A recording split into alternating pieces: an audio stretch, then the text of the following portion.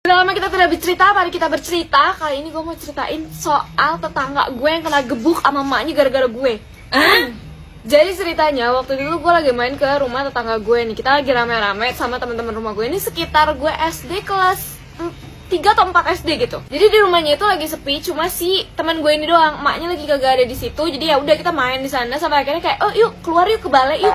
Jadi di dekat rumah gue tuh ada balai gitu kayak semacam pos ronda yang tempat kita suka nongkrong di situ. Anjay, anak nongkrongan banget gue lihat-lihat ya. Itu posisinya gue berdua sama teman gue yang punya rumah ini yang paling terakhir keluar ya karena dia mau ngunci pintu juga. Nah, posisinya kayak gini, jadi kelingking gue doang nih yang kejepit. Itu sebenarnya posisinya gue sadar tangan gue masih ada di sela-sela pintu itu, cuma gue sengaja mau bercandain temen gue, jadi gue tetap taruh aja tangan gue sampai dimana pas dia udah ngunci, terus gue baru bilang sakit, ini tangan gue masih kejepit. Padahal nggak sakit sama sekali.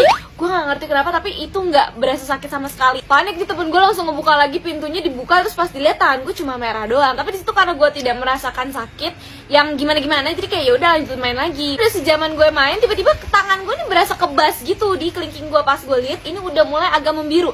Panik dong gue ya kan. Gue langsung bilang dong ke teman-teman gue kayak sumpah jadi biru yang kejepit tadi, udah gue pulang dulu ya. Akhirnya gue pulang. Akhirnya pas gue pulang disuruh sama bapak gue tuh nyelupin tangannya ke air panas. Pas sore hari gue mau ke warung dan itu posisinya setelah gue balik tadi siang itu gue nggak main lagi. Pas sore gue ke warung terus gue ditanya sama si ibu warung, kamu tangannya kejepit ya tadi ya? Bingung dong kayak, kok nih ibu-ibu tahu ya, perasaan yang tadi tahu tuh cuma teman-teman gue doang. Bilang iya kejepit, kok ibu tahu? Gue tanya gitu. Terus ternyata emaknya temen gue itu yang rumahnya tadi dipakai buat main tuh ngomelin si temen gue sampai gede banget, sampai semua orang tuh tahu. Gue ngerasa bersalah banget karena gue cuma bercanda tapi dia diomelin bener, bahkan sampai dipukul. Besokannya gue tuh ketemu sama ibunya dari teman gue. Yang gue ini kita sebut saja Ropaah ya. Jadi si ibunya bilang ke gue minta maaf, dia bilang, "Ya udah saya marahin tuh si Ropaah tuh emang bandel banget anaknya. Kamu nggak apa-apa kan, tangannya udah saya pukul juga dia biar nggak ngulangin lagi."